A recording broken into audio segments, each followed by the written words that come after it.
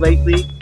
It's Coons. What have y'all done for us lately? And if there's no answer, the only thing we owe them.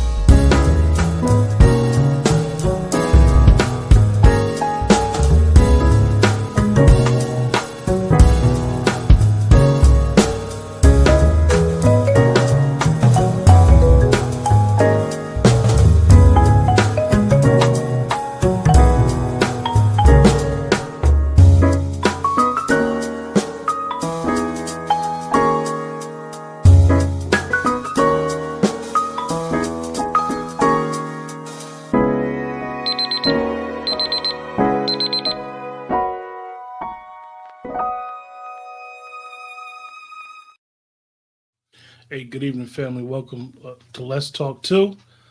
Lone Wolf Firearms is here, and as well as myself, Lone Wolf Firearms, Keisha. We're gonna got an interesting show tonight. We're gonna discuss Kamala Harris's agenda for Black men. What's up, Keisha? Nothing. What's going on with you? Same old, same old. Keisha, do you hear echo? I don't. I don't know what it is, Brother Juan. You might have to log out and log back in. But anyway, what's up, Hannibal, in the chat? But anyway, Keisha, we're gonna start the broadcast off with I'll wait till Brother Juan gets back in. But Keisha, let people know who you are on this platform, because a lot of people don't know you've been there. Okay, Daddy started her stuff already, Keisha. You and Keisha know each other from the group, but Camel trying to give black men some. I listen. She said Camel out here trying to give black men some bullshit. I'm just so fatigued. Okay. With the whole thing, I just can't wait until the election is over. I think my spin is a little bit different. I don't care if she wins or loses. This is going to be a detriment to black people. It's going to be a detriment to black women because we on deck. Because ain't nothing she going to do is going to be good. And there go black girl magic.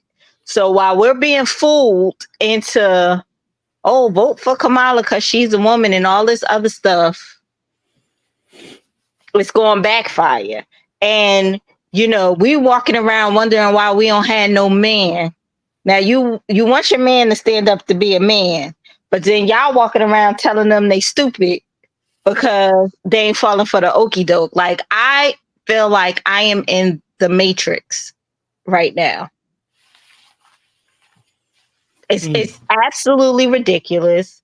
And it's only us. Like, I'm heavy into like the Flint politics, and I was on one of their podcasts this morning, and it was a black person and a prominent black person in their area, and he thought he was really saying some good stuff, and I'm like, you're sprouting CNN misinformation, and then you're coming across like, y'all got to check the facts. No, my nigga, you got to check the facts. Like, what is going on here? And if I say to you that it's insanity to continue to do the same things and expect different results, you should respect that.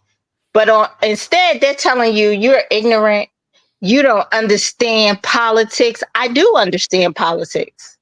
And we don't use our capital. And it's obvious that they need us right now. But what do? We sent all this money to Kamala and said we was going to vote for her. Is this a trick? $1 billion. It's an absolute trick. And then they say she's going to do it. Why? How is she going to do it?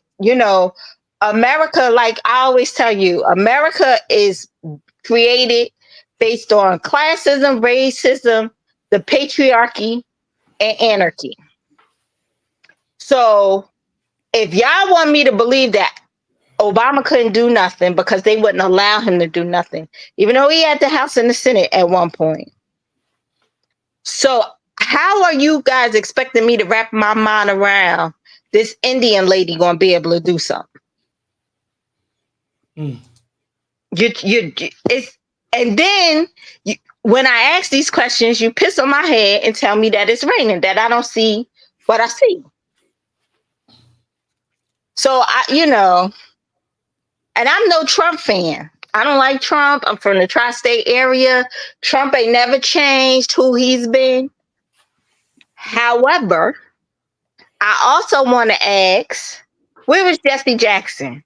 Where was Al Sharpton? Where was these niggas' antennas? Where was Oprah? Where was these niggas' antennas? How y'all gonna tell me he racist now? And y'all the one that solidified him for the community. It's a trick. It's an absolute trick. And how y'all gonna tell me my money wasn't better when Trump was the president? Like, how do y'all say that with a straight face? I know what the hell my money was like. Keisha, just explain for the audience, what's your background? So I worked at a big financial service company in the area for over 11 years. I was a compliance manager. I supervised agents. I was their compliance person. For the last couple of years, I'm a business consultant. So I help small and mid-sized businesses with their compliance, their operations, their administration, helping them to be compliant and profitable. So I have a background in business. I understand money. I had to get my Series 6 and 26. I understand investments. I understand all of that. And I'm blackity black. So I understand the racism component. I understand like with the immigrants, what they were saying about the Haitians, that hit me. I get it.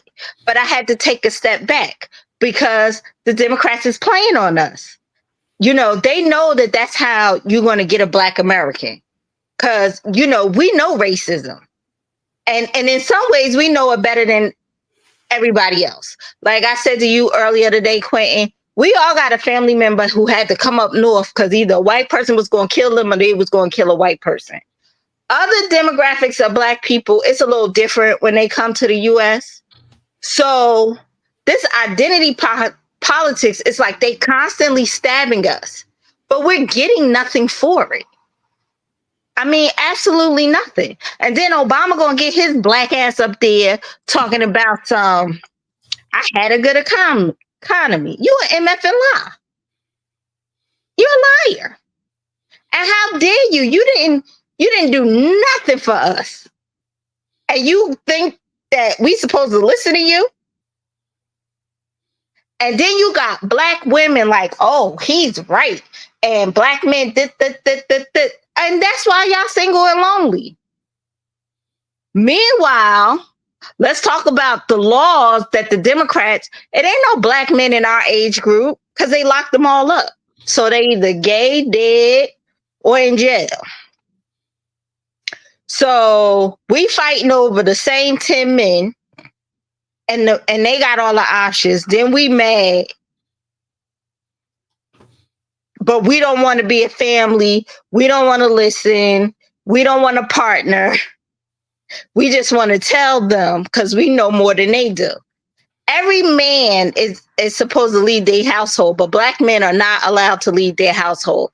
This is all coming from the Democrats. But we have a sick relationship. It's a toxic relationship with the Democrats. And I done broke up with them. I ain't let a man beat me. So why the hell would I let the Democrats continue to beat me and beat me and beat me and you get nothing? What are they studying reparations for? What's the study about? Ain't no need to study history.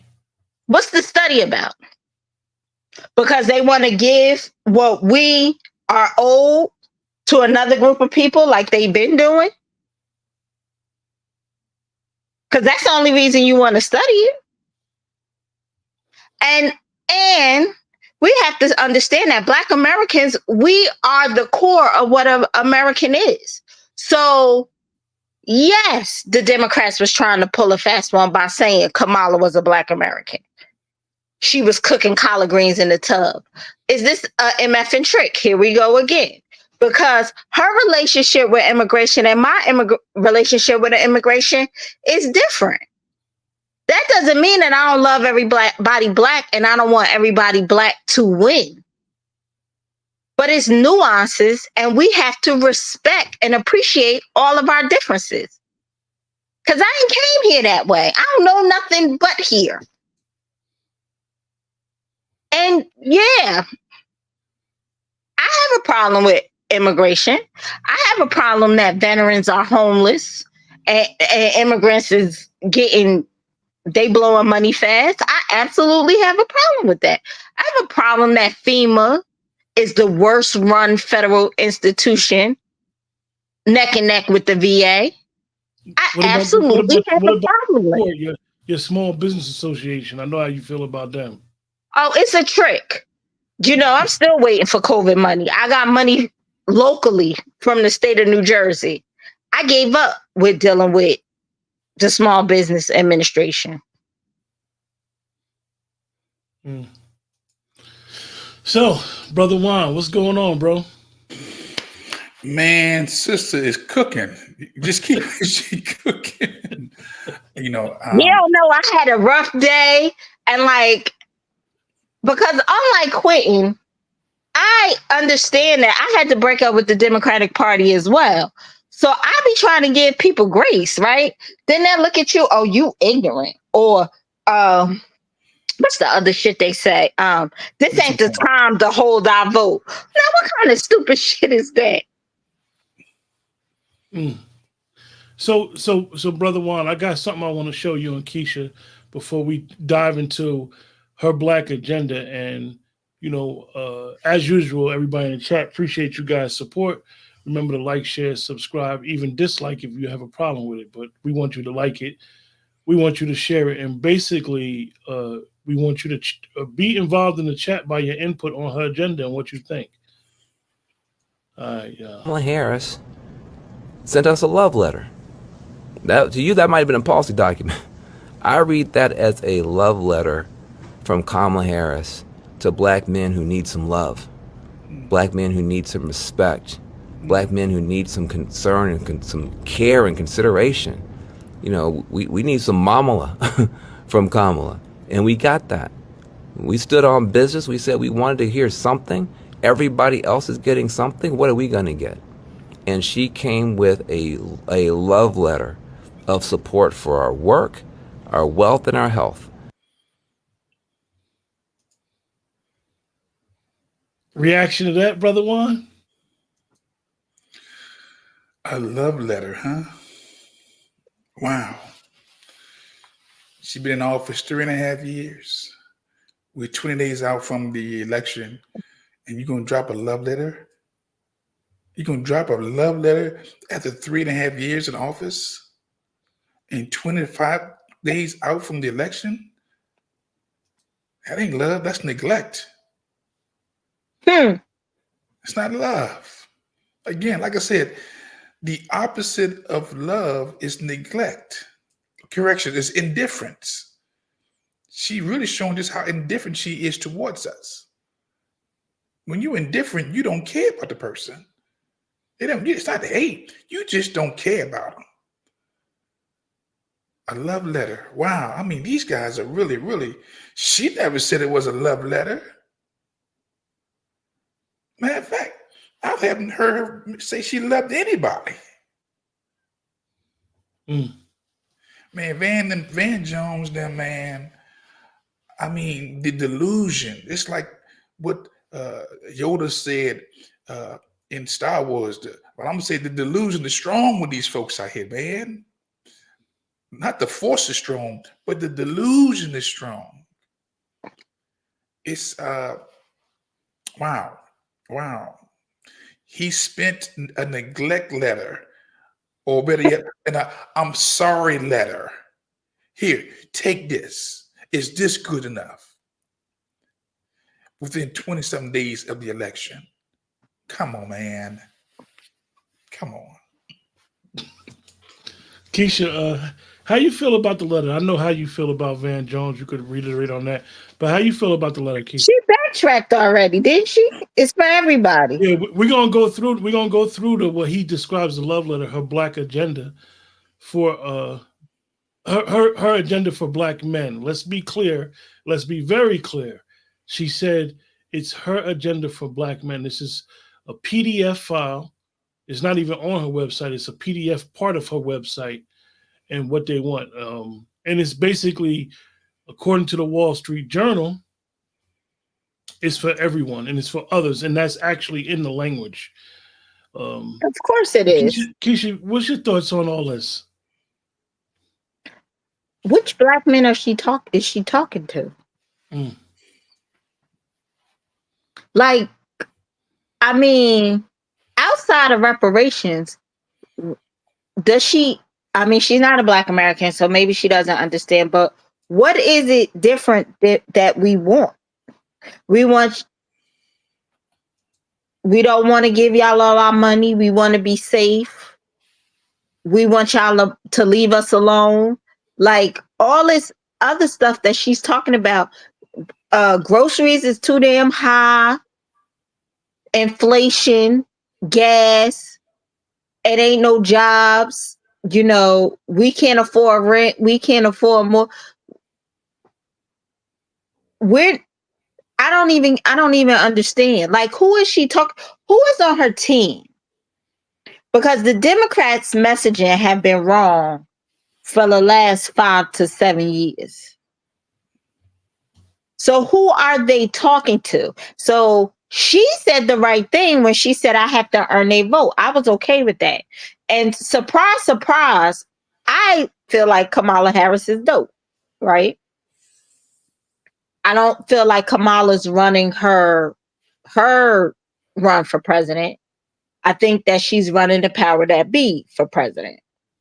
So that's why she looking all goofy and she can't, she's all off base. And she got to look at the teleprompter because she's very progressive. She was more progressive than Bert. So the things that she's saying, she doesn't even align herself with. So as a Black American, our greatest gift is discernment, right? We've been had. So I don't even know what this black man thing is, but like the typical Democrats, they're going to pad it so much that it's never going to help us. And we're opening our eyes to that. Let me ask you guys, right? They want, and I know Brother Juan, we do a lot of stuff together. Keisha, we talk damn near 4 or 5 hours every day. We're very close. Just for to let the people in the chat know, Keisha's like a sister to me. I'm like a brother to her. And me and Keisha align on a lot of issues, but we go at it as well. We'll argue. She'll cuss me out, go off, and all that good stuff. But let me ask you guys something.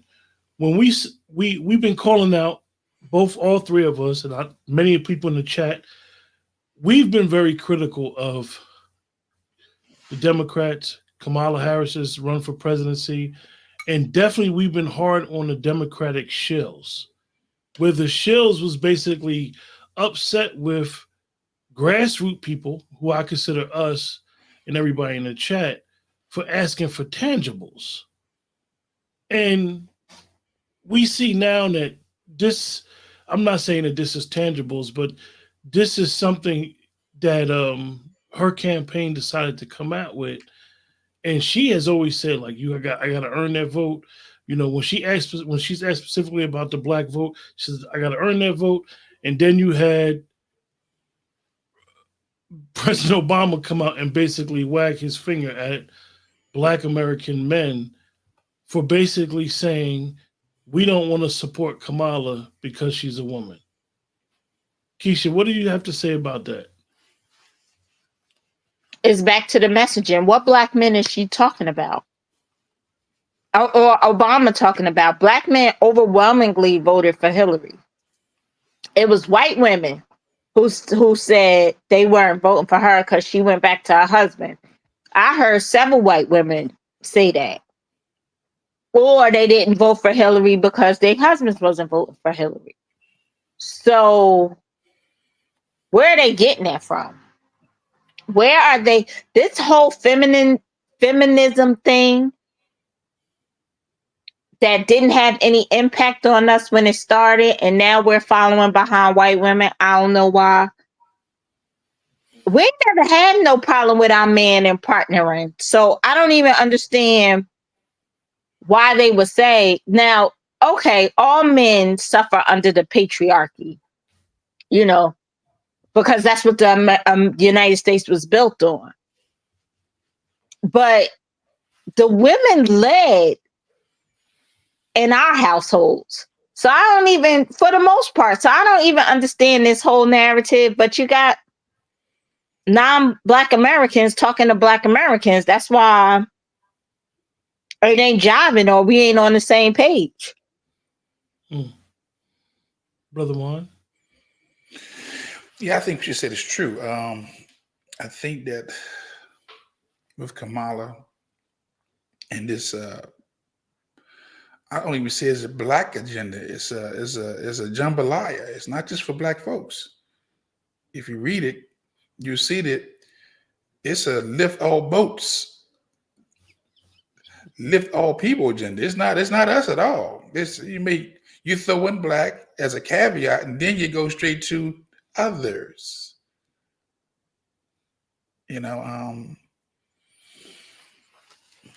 Again, I almost have Harris fatigue because I know that when she gets before the people, she has nothing to say. It's, again, we're talking about a woman who's been on this job for 3 years. 3 years on this job. 3.5. Okay. I mean, she could have been studying, getting ready for this. She had 3.5 years to get ready for this position. And now she's exposed to the world and just she reminds me of a deer in headlights. And in her campaign to get the nomination in 2020, she didn't even get past the state of Iowa. Right. The Democrats, man, you got to put this. You got to lay this at the feet of the Obamas, the Pelosi's, and all those in leadership who basically convinced Biden to step away or to overthrow him. Okay, and put her in place, not having the debate, or you got to put the blame right at their feet, because this is ridiculous right here, man. You want to turn the nation over to Kamala? She can't even answer a question. And for those in the chat, you guys may have watched it. I didn't get a chance to watch it. I was sitting here doing something, and I'll watch it on the rebroadcast. I know Brother Juan, she was just on Fox News, and basically even some of the liberal sites that said that she was on Fox News said that she was defiant on Fox News. She was. She went in there guns blazing. She went in there like when she was in 2019, 2020, when she was on the stage. Excuse me. Let me say this. Let me get this in. So she was already ready to go. But for talking points, though, I mean, eventually talking points must evolve to substance. You got to have some substance. You're talking about running one of the biggest economies in the world. You're talking about being responsible for 340 million people. You're talking about directing this country for the next 4 years. And you have nothing? You can't articulate a thought? Come on, man. Come on. I'm gonna ask you, Brother Juan, how was the interview? I know the guy from Fox. I know he's actually, when he announced that he was going to invite Kamala to his platform, he got a lot of slack from quote unquote crazed MAGA supporters. How was he? How was he with the questions? Was he like the guy from CBS? I think he was fair with the questions. I think that he gave her a chance to explain her policies on the economy, especially on the border. But she just couldn't do that right. She couldn't do that, and he doubled back on it. He kept trying to give her a time to explain herself, but she just was in, that's one thing I never understood. And I'm looking at the brother Coke who played Kamala was interviewed on Fox for 30 minutes. Half of the conversation was her talking about Trump. Then he says she's from a middle class family. That's all we know. Yeah, absolutely. One thing I never understood about her before we get into her PDF is one thing about an attorney is they have this thing called litigation, where in litigation, all you and your adversary do is argue over case law. You got to present your case in front of the judge. You cite cases. Basically, whoever has the best researcher, law clerk, paralegal, and knows how to what they call shepherdize, knows how to shepherdize well, and you just go back and point and talk about Supreme Court ruling this on. This is litigation. This is what litigation is, and it's derived around each specific issue within a case. What I'm so shocked at when I've seen her is how she can't talk. I've never seen an attorney that could not talk, sell you on their point, and it goes because to like it's not Keisha, her points. Come on, Keisha, what'd you say? Because it's not her points. I remember now, I'm saying I was a former Democrat, right? Most Black people are raised as a Democrat. When she was in that Senate and, they were saying something, she ain't had no fake accent. She would get folks together. You would see confidence and all this other stuff. But she was working her magic, talking about stuff she knew or stuff she believed in. This ain't nothing that she's talking about. She's too smart of a woman. Let me just say this to get on The View, who's been giving her easy questions, Charlemagne, easy questions.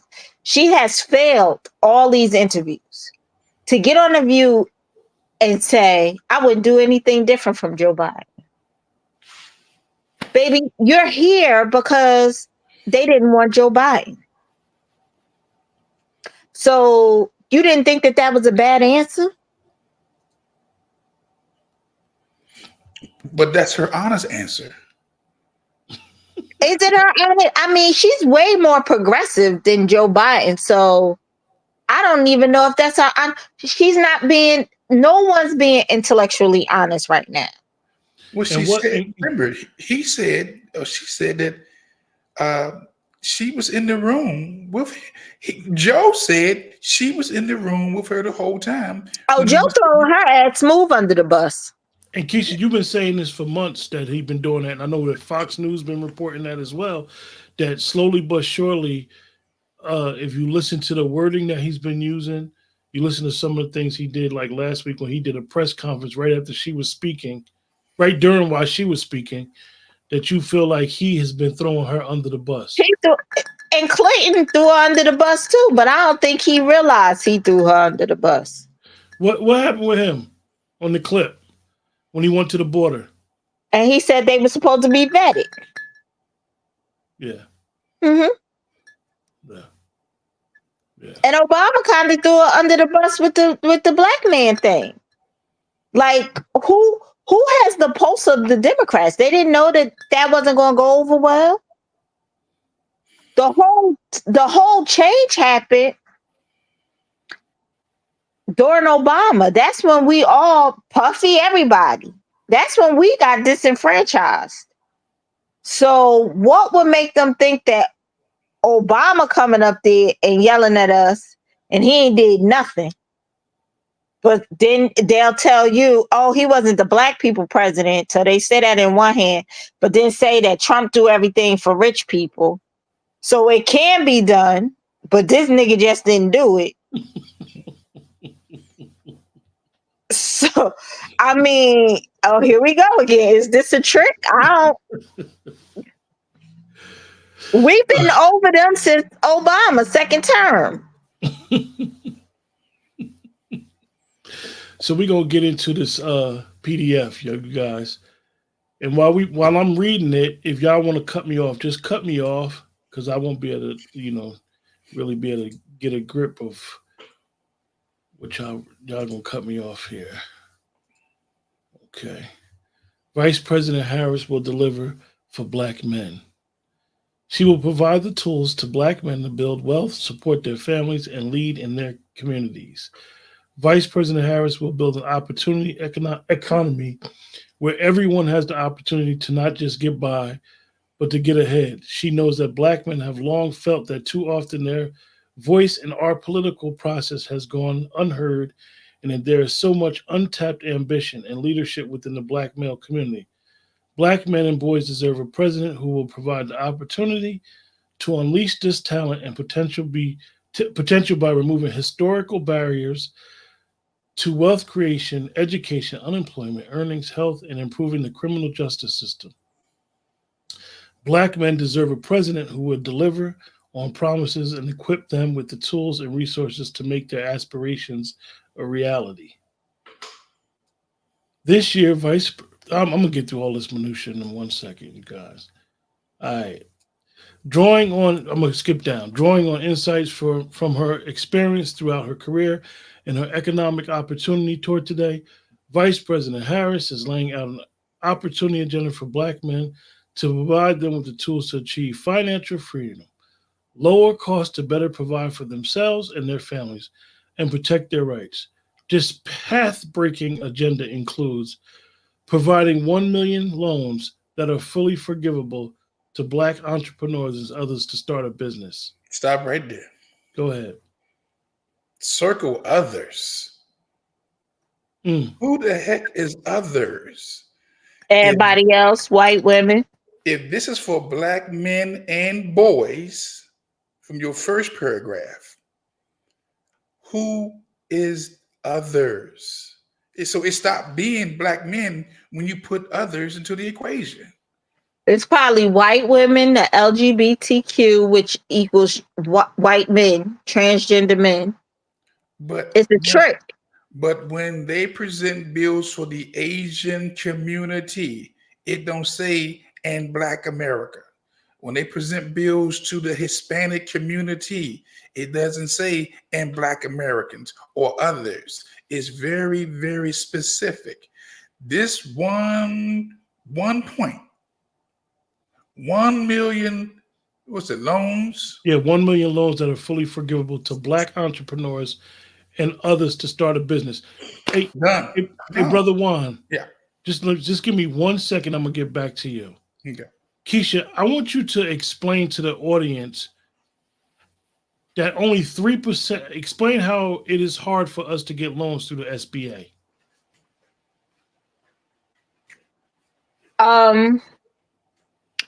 It's a lot of rigmarole. It's a lot of and I don't know if that's the SBA's fault or if that's just how we're set up. Like it's a lot of it's a lot of hurdles that you have to go through. Like there is money out there for small businesses, but sometimes we don't want to do the work. I'm just going to be honest. And I learned that because I have been a small business for some amount of time, but I learned that through COVID. Like I got money from my town. I got money from the state. The hardest hurdle was the SBA. Like, their technology is not the great. Again, it's a federal institution. It has the worst run policies. It's hard to get who's in charge. It's hard to get a follow-up. It's hard to get someone to get back in touch with you.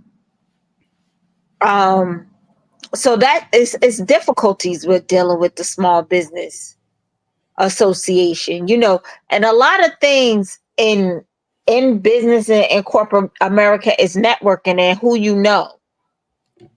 And sometimes we don't know the right people. So that's the hindrance for us.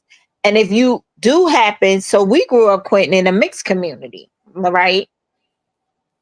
I'm going to say it might have been a little easier for us to get funding than it is if you're in a predominantly Democratic ran Black community, because they use that as that's their political chess on who I give opportunities to.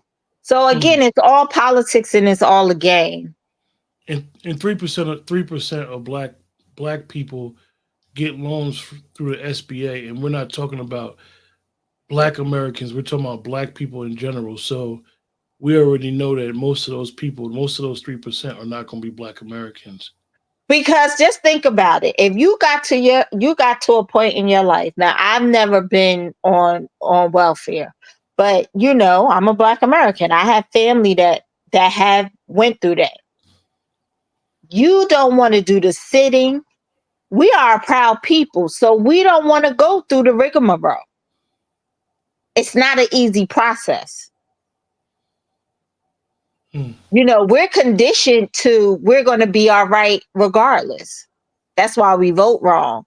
Like, we know we voting wrong, but in our mind is, well, we going to be all right. We got to do what we got to do. It's a sickness. We sick. Brother Juan? So I've said on the last broadcast, I maybe didn't explain it, so I'm going to say it again, and I'm going to try to explain what I mean. With Black America, you're right, sister, it's a sickness. But it's not just a sickness. I think it's a fascination with death. It's an unconscious fascination with death, because we continue to practice Black group economic suicide, which is we don't own, nor will we build. And every day we go to others for our food, for our clothing, for our transportation, for our schools. And that is a recipe for Black group economic suicide.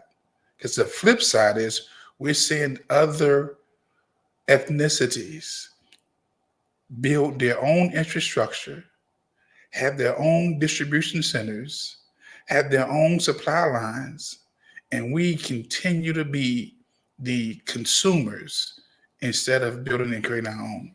That's what I mean by Black group economic suicide. We're not doing the work that others are doing. And one day very soon, they may decide to say to themselves, we're not going to sell to the Black community. Go get your food, or go get your clothes cleaned, or go somewhere else. Go to your own stores. And then maybe the light switch will come on. Maybe then the light bulb will come on that we're in trouble. Because like I said before, there's nothing in the universe that says that a people will live happily ever after. There's nothing. True. The Tasmanian people from Australia is a prime example of a people who was wiped out. All you know about is their name, but you don't see them around no more.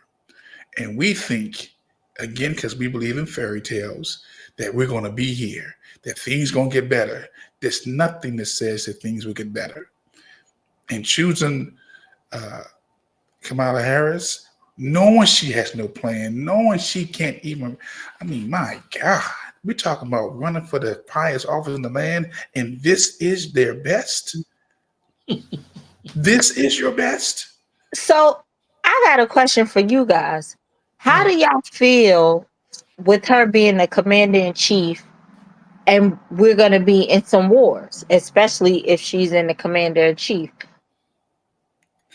How do y'all feel she's going to handle it? And not because she's a woman, but just because of her uncertainty on so many things. Well, to be honest with you, the uncertainty is what scares me the most.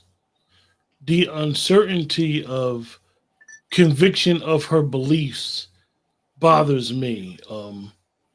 We all know that wars and being able to sit with other world leaders is not going to always be favorable to your constituents. However, you got to believe what you say. And she, to me, does not come off that way. I am not a fan of Hillary Clinton under no circumstances, and I'm endorsing Hillary in any capacity. But she believes what she believes. I don't see that in Kamala Harris. I never seen it in Kamala Harris. Unfortunately, she just don't lack. To me, she lacks conviction. She lacks those qualities when you sitting in there in front of Putin, you sitting there in front of the emperor, the leader of China. What are you going to do? Because those are complex issues. You got to basically work with an adversary, someone who literally, if they have the opportunity, will destroy your country. But you still have to work in a cordial manner for world affairs with these leaders. I just don't see that in her. Well, I think, watch this. The answer is in the question. What will she do? Well, what is she doing right now? Mm. What is she doing and the president doing right now? We have a precept and an example right now. Ukraine and Russia, 2 years. They haven't did nothing but just push bills to get them more money. They just And it's gotten worse. And it's gotten worse. This whole Israeli Middle East piece, man. This is the worst it's been since the 40s. The ones who said that Trump would get us in World War III are the very ones about to get us in World War III. Okay? The ones who have sat back and watched from October 7th of last year to now, October 16th, right, of this year, 1 year in, and you haven't really heard them put up no resistance against is Netanyahu just dropping bombs. I mean, we're talking about surgical strikes killing a lot of people. Burning people alive. Yeah. Now, I'm not on the Israeli side, no, I'm on the Palestinian side or Hezbollah, none of them. Because my thing is, I don't hear them speaking up for Black Americans. What about Black Americans? You know, I mean, we really have to allow people to sort out their own wars, their own fights, their own affairs. Right. So no, I don't have no comment on that. What I think about Israel and Hezbollah and Iran and Ukraine and Russia, well, I don't think about it. It's a sad situation that people are dying. I wish that nobody would be have to die in these wars. But we have an example right now by Kamala, what she would do in times of war. Because we're in times of war right now. And she's done nothing. So let me get back to this. Point 2, championing education, training, mentorship programs that help Black men get good paying jobs in high demand industries and lead their communities, including pathways to become teachers. I don't know what that is. Champion education, training, and mentorship. Huh? Mentorship programs? Yes. Okay, well, why aren't you doing it right now? You've been in office for 3 years. And who's to say Black men want to be teachers? And it's already a program to get you. It's an alternative route to be a teacher. Point 3. Supporting a regulatory framework for cryptocurrency and other digital assets so Black men who invest in and own assets are protected. What if last one hired and the first one fired? You talking about cryptocurrency? How about just getting the job. Launching, point 4. That Launching, cryptocurrency is ridiculous, but go ahead. and actually, it's interesting that she want the cryptocurrency because I know that former President Trump said that he wants to make the United States the hub of cryptocurrency for the world, which will be interesting as well. Well, she been copying everything that Trump and JD Vance been saying, but I guess Okay. that's misinformation. Point 4, launching a national health equity initiative focused on Black men that addresses sickle cell disease, diabetes, mental health, prostate cancer, and other health challenges that disproportionately impact them. Point 5. Well, hold up. Launching a national health equity? What the hell is that? If anything, Black Americans should be in a protective class. Why isn't that on your slip? Is it if it's not, honestly, when I saw this point, you guys, the first thing I thought, and I'm someone that at one point didn't have no health insurance, got excellent health insurance now. The problem is not these issues. The problem is we need universal health insurance in this country. Period. It's the access. Or at least give it to Black Americans. Okay, so Yeah, but what that if should I be ain't got, part of the what if I don't have reparations sickle package. cell? What if I don't have diabetes? What if I don't have no mental health problems? What if I don't have prostate? What if I don't have none of that? Am I exempt? You're right, Brother Juan. Huh? You got to have that to be part of this initiative to get addressed. Well, that's what it sounds like. Sickle Point cell, 5, legalizing recreational marijuana and creating opportunities for Black Americans to succeed in this new industry. Too late. I don't even smoke marijuana, so that don't even apply to me. I mean, why do we have to be the face of marijuana? When I tell you what, we were the face of marijuana as long as we was getting locked up for it. But when it became legal, we stopped being the face. Okay, you know, the white community became the face because they had those distribution centers. Come on, man. I mean, it's almost insulting that that you single out us for weed when Black men went and applied for those distribution centers, they was all denied. It's something else that I'm gonna talk about on that page, but I want to address some of the comments. You guys in the chat, thank you for supporting the channel. Remember, like, share, subscribe. Okay, we're gonna go start with Danny's comment here. Desperation is real. They dug up Bill and threw him on the trail. Danny, they had Jesse Jackson and Flint in the wheelchair. Now, how embarrassing was that? Keisha, what is opportunity economy? What does that mean? Do you know what that means in the language, Keisha? I mean, no, I'm guessing everybody gets an opportunity, but no. It's word salad on steroids. It's word salad. That's what it is. Mr. J says she's jumping. She's telling you from the jump it's a nothing burger. Yeah. All right, hold up, you guys. Keisha, this is a good question. What is the difference between loans and grants, and why she isn't giving the grants? Grants you don't pay back. But everybody else getting grants. The thing that she left out was reparations. She left out. And that's all I want. I could figure it out. Yeah, I could figure it out after that.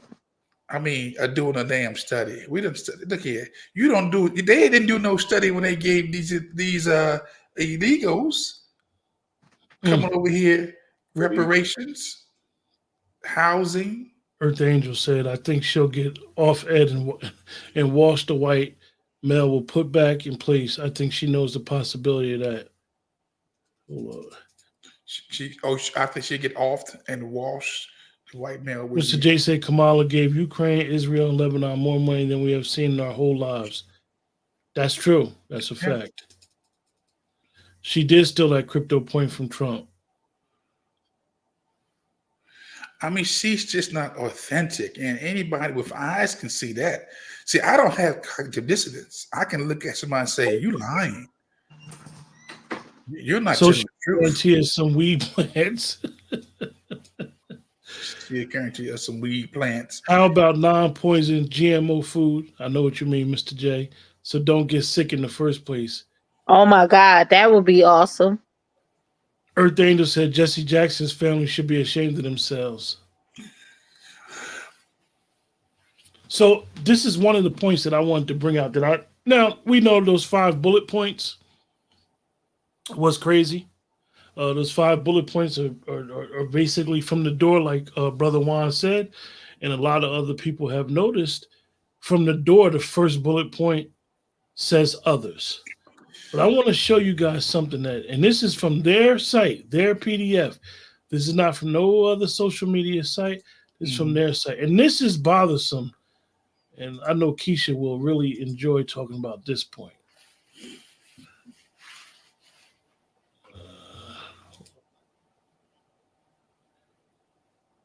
The next paragraph, Keisha.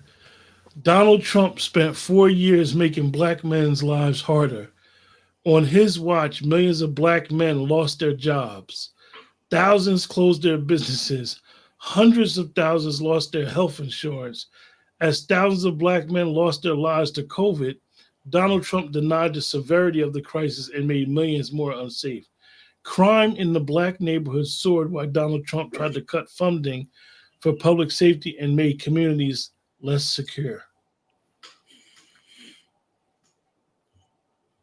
I mean, they lying again. Like, they just make you want to defend Donald Trump, and that is not the business that I'm in, right? That it was COVID, right? So he went and got Fauci. Now, if you're a part of the black community, you know Fauci done screwed us once, twice, 3 times. You know, he headed the AIDS, and now here he is with the COVID. Now Trump said some crazy off the wall things, but then some things he said is coming to pass ain't really wrong. Like whatever medicine that he recommended, it wasn't a bad medicine. It's just like they're pissing on our head and telling us it's raining. And that's what annoys me the most, because I don't think that black people are just loving Trump. I don't really believe that. I just believe that what else do we have to lose? Like the Democrats, it's a problem for me that they know the issue. They tell us what the issue is, right? They every 4 years they do it. Then they say what they're going to do, and they never do it. So we're their greatest voting block, and we're that in 2 ways, because they threw away the blue collar workers. We also blue collar workers, and they just expect blue collar workers and black people to vote for them, and the middle class is getting constantly squeezed. So it was COVID. I can't blame Trump for COVID, but that you had to get vaccinated or you lost your job and all that stuff that happened while they were in office, they forgetting about that. A lot of people lost their job refusing to get vaccinated. That's under them. Keisha, I don't want to go there, because I don't want to go there. We got YouTube police all on the scene. Okay, right? But it's the truth. Let me ask you a question though, Keisha, because I know we talked about this a lot in the last 6-7 years. When they say it's a Democratic talking point about the black cities, I mean a Republican talking about the black cities. That shit hurt me to my heart, but it's true. It's true. You have black Democratic cities. That's the worst ran cities with the most corruption.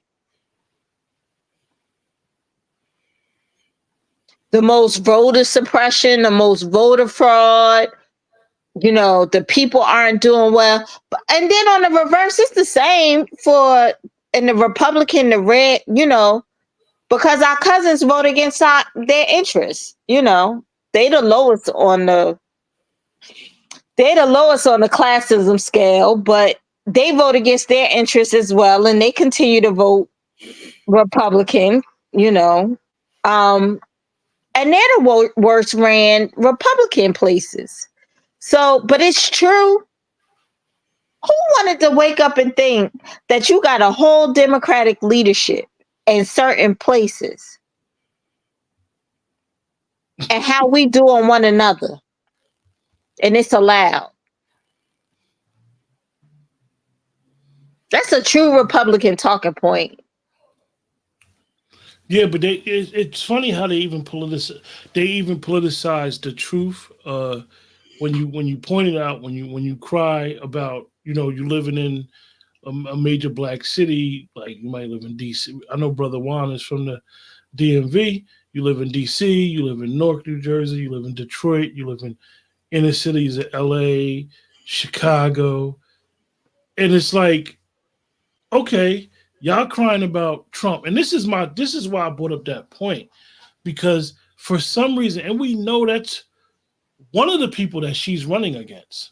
She's running against the Green Party too, but they continue with this boogeyman campaign of Trump doing this, Trump doing that, instead of being clear on, or not clear purposely, on their agenda. He gonna take you back to slavery. Well, I think that see, those who are calling the shots behind the scene, they understand the two elements of fear. Fear will either motivate you or fear will paralyze you. And with us, it's always been a paralyzation, that whole fear piece. And so they tie everything back to Trump because, again, Trump is supposed to be the boogeyman. Forget this last 3 or 4 years. Just forget about the last 4 years. Forget about the price of gas. Forget about the price of food. Forget about the evictions and the price of apartments, and forget about the housing, forget about the inflation, and just go right back to Trump. That's crazy to me. That's very crazy. That's very disingenuous. Because now you're not even trying to own that you've been in the office going on 4 years, but you want me to go back 5 years, 6 years, 7 years, 8 years, and not deal with the present almost 4 years. Come on now. So you guys in the chat, I want you guys to put a thumb up if you think her black men agenda is good, and a thumb down if you think her black men agenda is bad. Well, it's not even black men agenda, and it's the others agenda. It just starts off black men, right? Yeah, I think I'm more offended because again, it's a way to split the community. You don't hear them saying a black Hispanic male agenda. You don't hear them saying an Asian male agenda, a Polish man agenda, an Irish man agenda. They don't split the community. It's for that whole collective. And this is just a game too. It's all a game. I mean, I kind of feel kind of like the Negro right now. I kind of feel real disrespected, offended that you even had to even try to highlight the black male agenda. I'm saying just look out for all of us. Black Americans need what? To be in a protective class. How hard is that when you've given it to the Asians, the LGBTs, the Latinos, the Jewish community? Everybody is protected class with us, and we've been here the longest. How hard is it just to give us what? Some reparations. Okay? You can start with maybe 500,000 for me. How hard is it to again put us in a protective class and hold law enforcement responsible for deleting Black Americans. Right. Okay? Come on. How hard is And that? Brother Juan, one of your favorite statements that I love, you have to let everybody know which Jesus you follow. The revolutionary, Jesus Christ. The one who Nat Turner subscribed to, Harriet Tubman subscribed to, Ida B. Wells subscribed to. Okay. Those who didn't mind getting dirty, fighting. Yeah, I'm going to follow the revolutionary, the one who said, you know what, look, he that have no sword, sell his garment, pawn his garment, and get one. Matter of fact, get two. Okay. So overwhelmingly, everyone in the chat got a thumbs down. It's funny because, like Brother Juan said, and I always, you guys in the chat don't know the particulars when I say this. Only me and Brother Juan know. We basically come from two different spheres of life. So I wanted to have Brother Juan on the show because when we go over it, because literally her agenda doesn't apply to either one of us. Like he said, I don't smoke weed. I don't smoke weed. So you legalizing weed, and on the other hand, you done sent thousands. Maybe she didn't do it in just California. This country has criminalized marijuana for so long. You'll be amazed how many people have been locked out of opportunities for even back in the day when our elders was running around for a reefer joint, as they used to say. And they're still locked out of opportunities. And people look at it, and on a federal level, they still can lock you up for them drugs. Fed law supersedes state law. So they still doing it. Look at you. Look, they enforcing marijuana, and they are enforcing marijuana in certain apartment complexes. You can't have marijuana and live in certain apartment complexes, even if you got a prescription.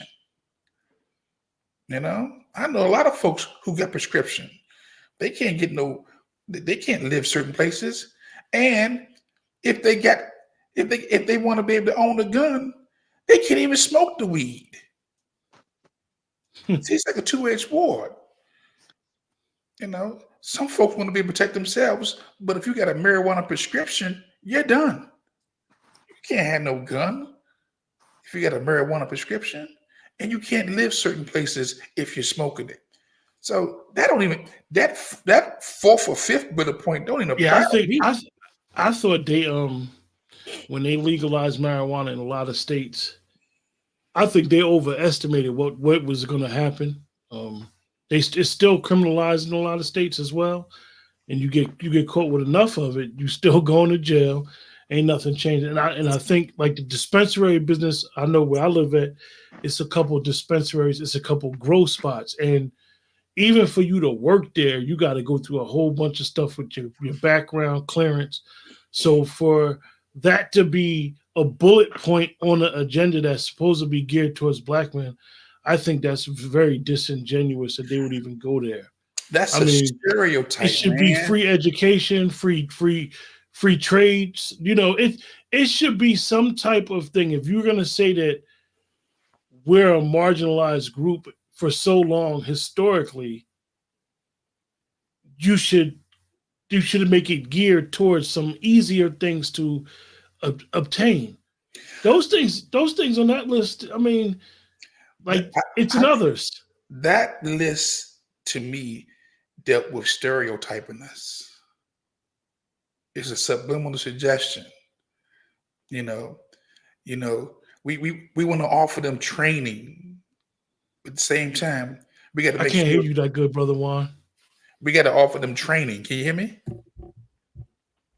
What'd you say? Can you hear me now? It's kind of low. Oh, Lord. They mess with me. I ain't touched nothing. I hear you both good. Now, what'd you say? I said, for me, the weed piece is a stereotype. It's a subliminal suggestion. It fits a narrative that, we need to make sure that we keep them weeded up because they got the smoke. All black folks smoke. They smoke, they get high, they drink, and they can't find no jobs. So we got to offer them a trade. I think that whole list is very insulting. Very insulting. Because they're not splitting other communities like they're splitting us. What do you? Keisha has that same sentiment. The black men, black woman thing. When they try to do that, like we're apart, and Keisha, what did you say to me before about they're basically adding to the division?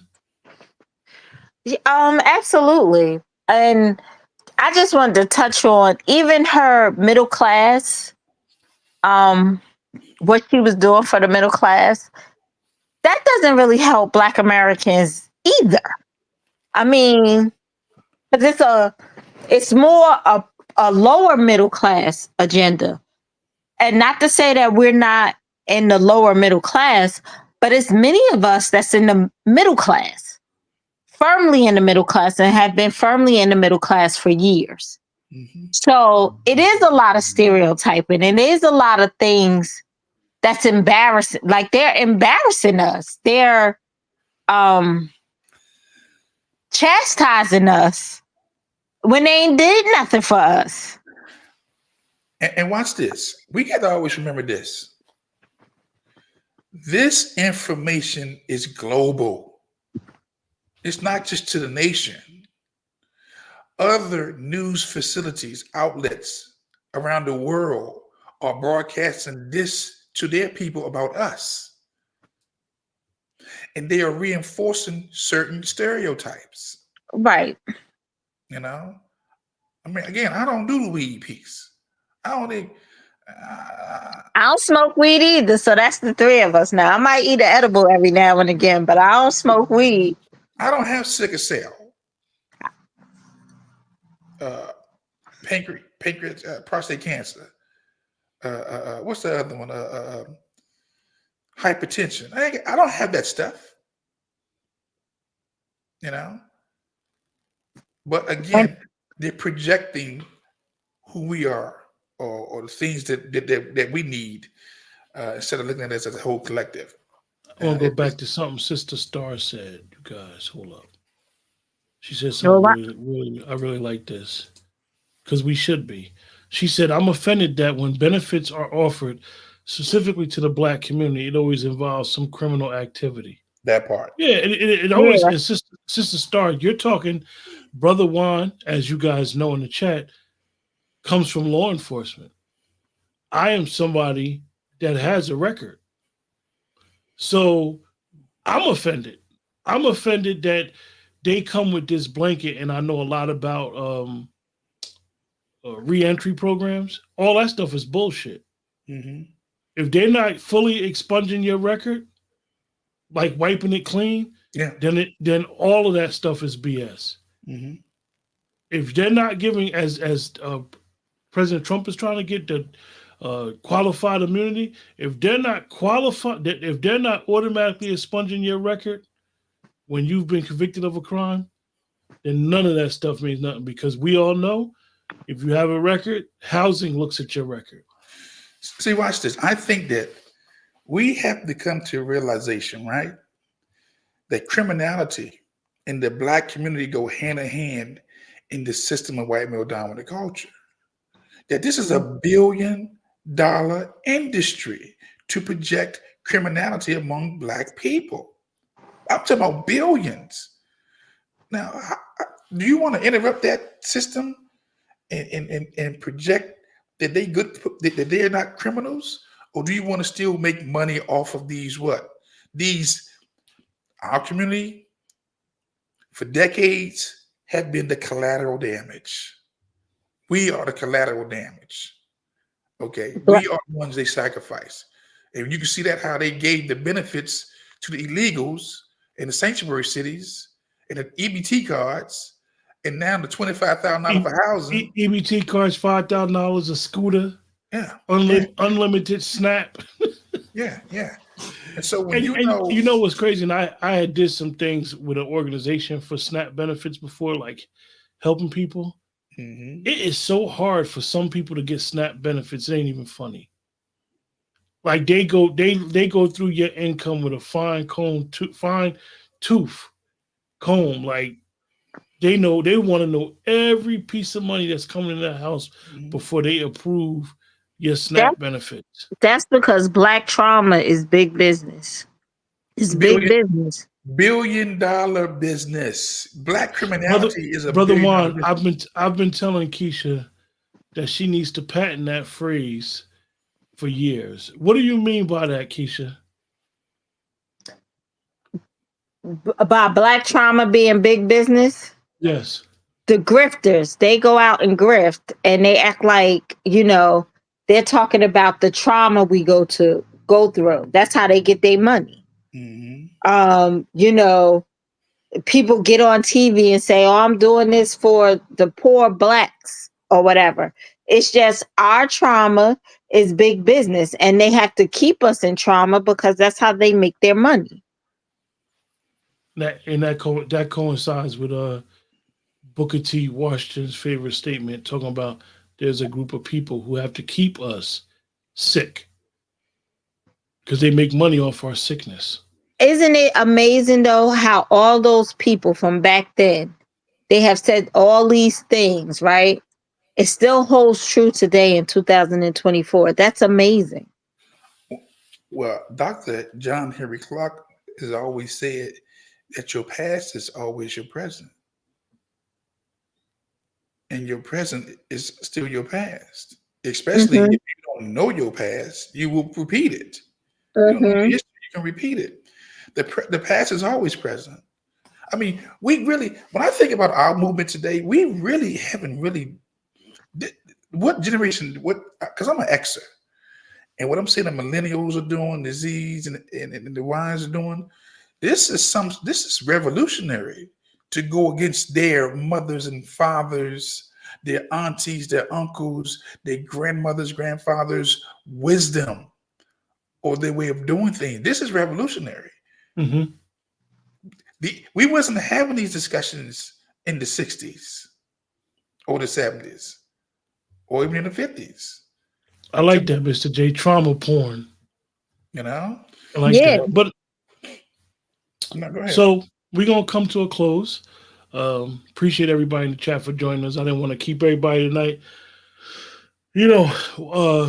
I try to I'm gonna try to do a show every night. It's just a bunch of stuff that's going on, and I just got to get back into the mood of doing it, being prepared. Not only just on my end, but you don't want to always come across as preachy to people, but you just want to have a conversation. This is why I like doing shows with other people, because I like to conversate, and I like that when we conversate, even though we may not agree on every point, when I disagree with an individual, and Keisha will tell you definitely, when I disagree with somebody, they give me a different point of view of looking at things, and it allows me to not be so rigid on what my thought pattern is. So, one of you guys got any final thoughts? The young lady, go ahead. She led off. I just think that we will get further ahead once we listen to one another.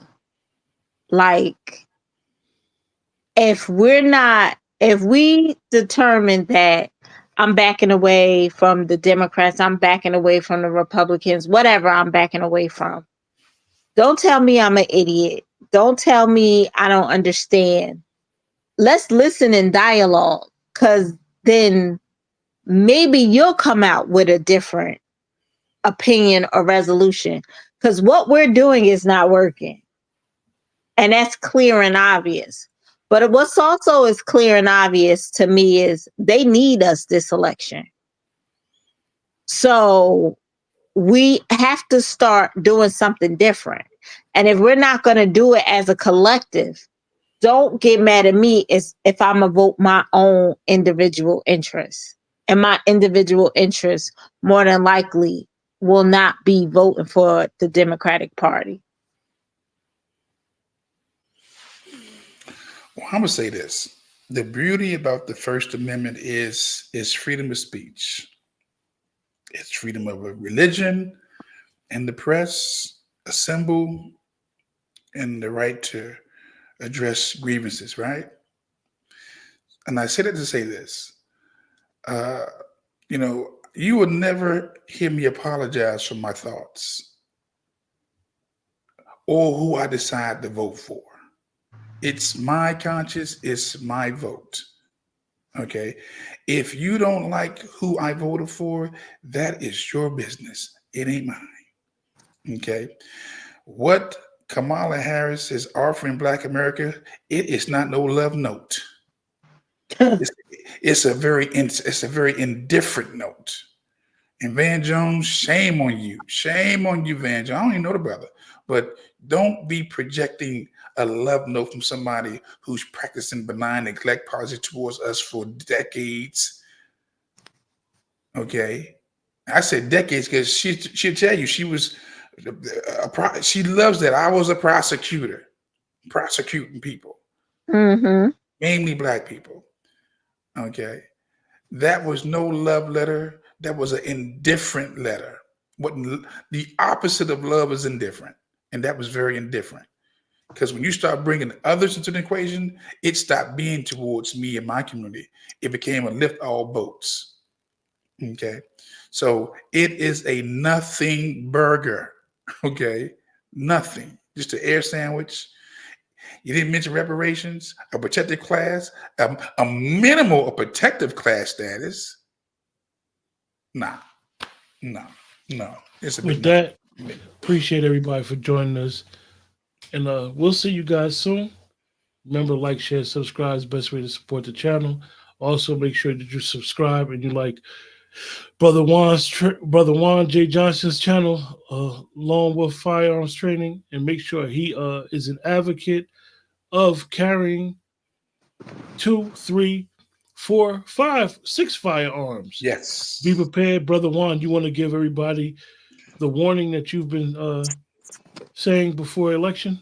Yes, I need you guys to stay out these stadiums, stay out these malls, stay out these theaters. Why? Because I don't want you to become a soft target with high casualties.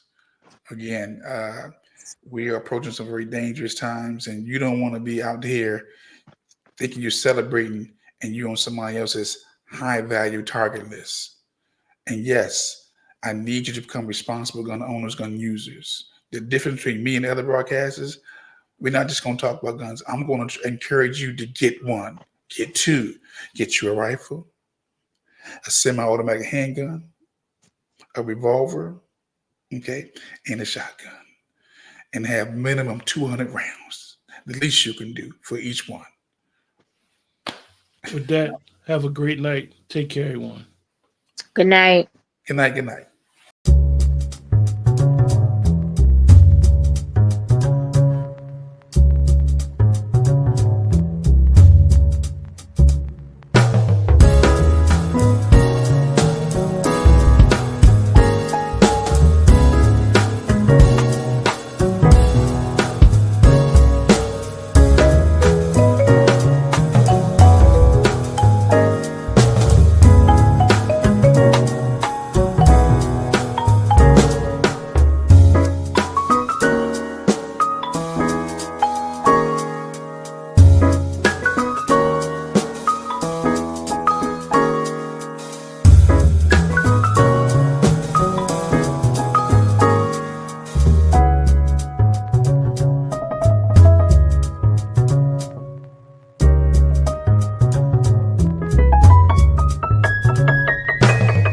What have you done for me lately? It's Coons. What have y'all done for us lately? And if there's no answer, the only thing we owe them